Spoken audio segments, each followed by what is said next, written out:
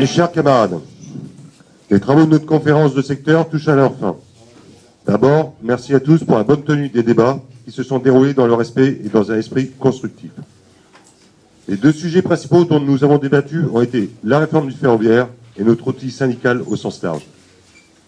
Au mois de juin 2014, nous appelions les cheminots à la grève reconductible contre le contenu de la réforme proposée par le gouvernement. La CGT a toujours dénoncé cette réforme du gouvernement issue de la plume de la direction SNCF, mais elle a toujours été force de proposition en s'appuyant sur son projet complet, la voie du service public. La CGT va continuer son travail de vulgarisation des propositions auprès des cheminots. Nous allons remettre au cœur de notre activité les questions d'emploi que nous devons travailler au plus près des établissements, en faisant respecter dans un premier temps les cadres d'organisation et en s'appuyant sur les cahiers revendicatifs locaux. Concernant les salaires, la Fédération va exiger l'ouverture de négociations salariales dans les plus brefs délais. En effet, l'argent existe bel et bien. J'en veux pour preuve la somme des dividendes versés à l'État. Concernant les conditions de travail, nous devons poursuivre et amplifier les débats avec les cheminots sur la mise en place d'établissements multi-activités, devant favoriser la mutualisation des moyens de production, matériels, humains et financiers, permettant aux cheminots de mieux travailler ensemble pour produire des travaux en toute sécurité. Ce sont des axes revendicatifs sur lesquels nous devons amplifier notre action. Agir de la sorte, c'est mettre en œuvre notre démarche syndicale CGT qui dit contestation, proposition, négociation et action. Selon la direction et ses amis UNSA et CFDT, la réforme du système ferroviaire ne devait rien changer. Cependant, les beaux discours se heurtent à la réalité. Les conclusions de l'étude du cabinet de Geste, confirmées par celle de Secafi, sur les plans et les orientations stratégiques de l'entreprise, pointent très précisément les risques que comporte cette mise en œuvre de la réforme. Diminution de l'offre ferroviaire pour les TET, les TER hors zone dense, le fret, 11 000 à 13 000 suppressions d'emplois, recours massif à sous-traitance pour SNCF Réseau, suppression de 7 500 à 15 000 kilomètres de voies. Nous avions une fois de plus raison d'agir comme nous l'avons encore fait le 27 mars dernier en envahissant le CER à plus de 160 cheminots et personnels CE. Ou bien, plus récemment, le 9 avril, contre la cure d'austérité, la loi Macron, la casse de l'emploi et des services publics et l'exigence de l'ouverture de négociations salariales et réduction du temps de travail. Après ce 9 avril, qui a regroupé plus de 300 000 salariés actifs, jeunes et retraités, privés d'emploi, saisissons-nous à court terme du 1er mai qui ne doit pas être traditionnel pour donner suite. Face au défi qui nous est posé par le patronat, il nous faut une CGT combative, à l'offensive, ancrée dans les entreprises, au plus près des salariés et forte d'une activité syndicale novatrice, porteuse de propositions cohérentes et simples et surtout force de progrès social. Comme le dit Cédric, sans oublier les salariés des entreprises ferroviaires. Dans le cadre de notre campagne sur le coût du capital, il faut continuer à montrer l'antagonisme entre ceux qui travaillent et créent des richesses et ceux qui s'enrichissent de façon éhontée à partir du travail des autres. Alors que la négociation salariale est une obligation des employeurs, la SNCF a déjà indiqué qu'il n'y aura aucune augmentation générale de salaire en 2015. L'intéressement, cheval de bataille de UNSA, CFDT et de la direction, a déjà fait l'objet de premières négociations au sein de EPIC Réseau, puisque nous ne sommes pas représentatifs, alors que le GPF n'est pas mis en place. Dans ce cadre, la direction souhaite ouvrir, dans le courant de l'année 2015, des négociations dans les autres EPIC sur sa mise en place. Il y aurait donc certainement de l'argent dans l'entreprise pour doubler le montant de la prime, verser un dividende et agir, négocier l'intéressement, et non pour augmenter les salaires des agents, et donc le financement de notre régime de protection sociale. On ne construit pas sa vie sur des rémunérations aléatoires, car cela n'est en rien durable. Le budget 2015 est la traduction concrète d'une réforme du système ferroviaire qui est non financée. Comme le disait hier Eric, les mots sont simples et parlants. Ce sont 5 emplois de cheminots qui disparaissent tous les jours. Comme cela a été dit, nous célébrons cette année les 120 ans de la CGT, les 20 ans du conflit de 95, les 70 ans des CE et les 30 ans des CE à la SNCF. 30 ans de gestion mutualisée au service des cheminots et de leurs familles. Les CE sont au cœur de l'enjeu du débat sur la loi de modernisation sociale, comme les IRP dans leur ensemble. Le gouvernement, ainsi que le MEDEF, ne cachent pas leur volonté de les voir réduites à la proportion congrue, réduisant de fait le droit des salariés à s'informer et de se défendre. Proximité, novateur, créatif, il nous faut faire entrer le CE dans le 22e siècle sans rien lâcher sur nos bases et la gestion mutualisée. Bref, faire de nos CE une arme de destruction du chèque vacances et autres outils de redistribution mercantile. Il nous faut réagir fort et bien sûr sur ces questions. Nous avons des outils.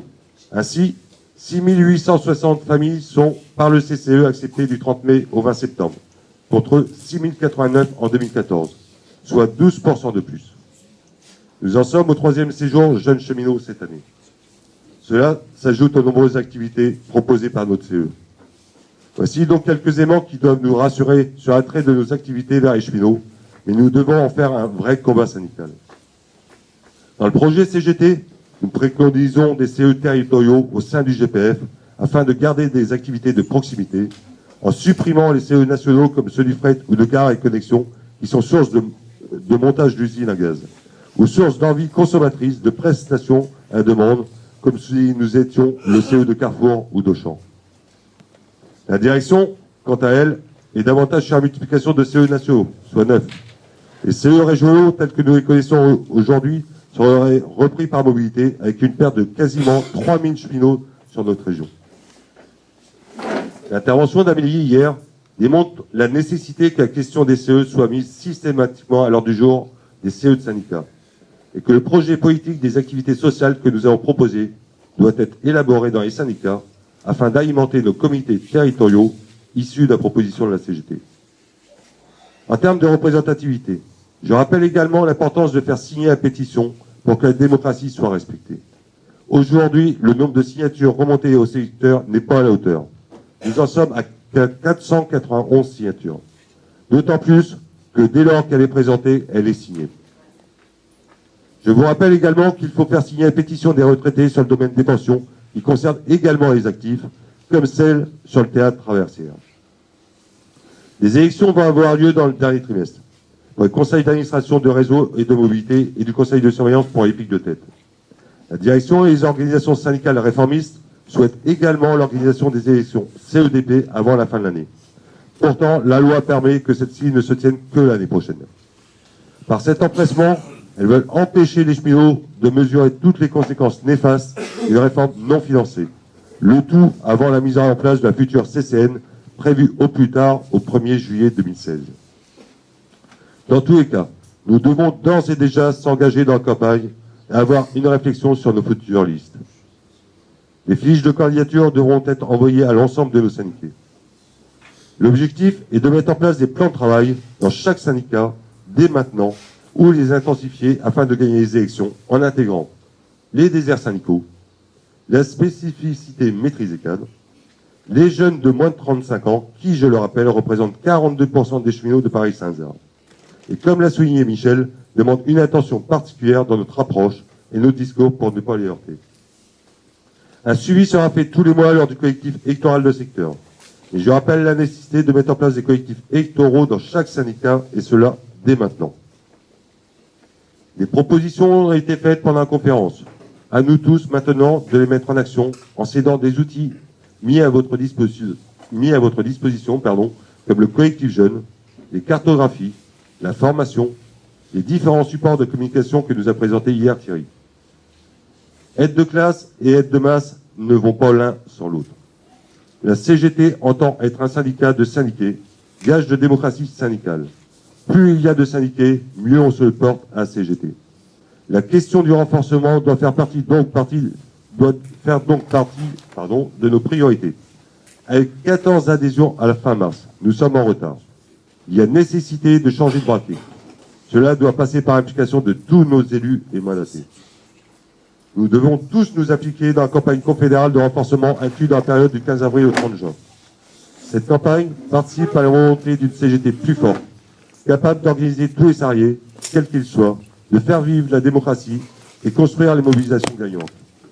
S'inscrire dans cette campagne, convaincre les cheminots qu'un syndicalisme plus fort est un syndicalisme plus efficace et plus utile encore. Appelle de notre part un déploiement de toutes et tous au service des revendications des cheminots. À quelques mois des élections CACS, c'est aussi se donner des signes de confiance indéniables. Le renforcement, ce n'est pas que chez les actifs, mais aussi chez les retraités. Nous avons également des dispositions à prendre pour ne pas perdre d'adhérents au moment du passage à la retraite. Le module retraitable doit y contribuer.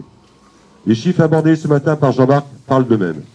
Charge à chaque syndicat de s'engager dans cette démarche. L'initiative menée dans ce cadre par le syndicat de Mantes la semaine dernière a été une réussite. Poursuivons dans ce sens. La démarche engagée par la section de Porde, comme GG nous l'a présenté tout à l'heure, est également à généraliser.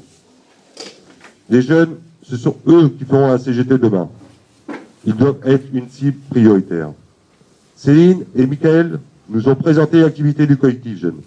Nous avons décidé ensemble d'amplifier la présence sur le terrain en lien avec les directions de syndicats, avec une tournée au minima mensuelle tous les derniers jeudis de chaque mois. Il nous faut également prendre des points d'appui pour la campagne sur les syndiqués, notamment ceux de 2014, qui ont participé à l'initiative que nous avons réalisée à la Fédération le 3 mars dernier. Les axes de travail ont été présentés par Christophe pour que nos élus et mandatés et plus largement nos syndiqués soient formés. Pour toutes ces propositions, le secteur se rendra disponible pour les concrétiser. Responsabilité est donnée à chacun ici de relayer les travaux et les axes de travail définis ensemble envers nos syndiqués et militants et qui n'ont pas pu être présents. Cette conférence doit être le lancement des engagements pris ensemble pour les 3 prochaines années. Nous continuons notre engagement dans le processus de construction et de mobilisation revendicative. Je rappelle qu'à ce titre, une rencontre des élus et mandatés qui n'étaient pas présents à la conférence que vous aurez ciblée dans les syndicats aura lieu le 6 mai prochain au secteur.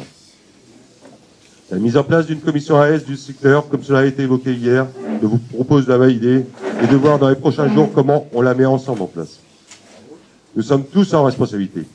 Mettons en place nos plans de travail en tenant compte des éléments qui vous ont été présentés, avec à l'esprit que la lutte paye, que nous pouvons gagner sur nos revendications, notamment sur l'emploi, les salaires, le service public, la CCN, et cette année pour les élections.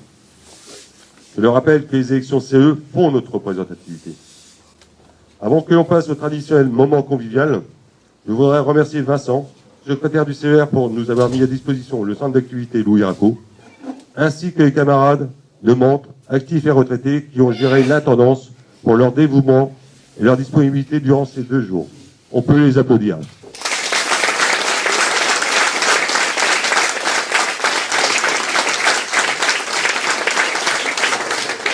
Mes chers camarades, je vous remercie de votre attention. Je vous souhaite bon courage et bon week-end et vive la CGT.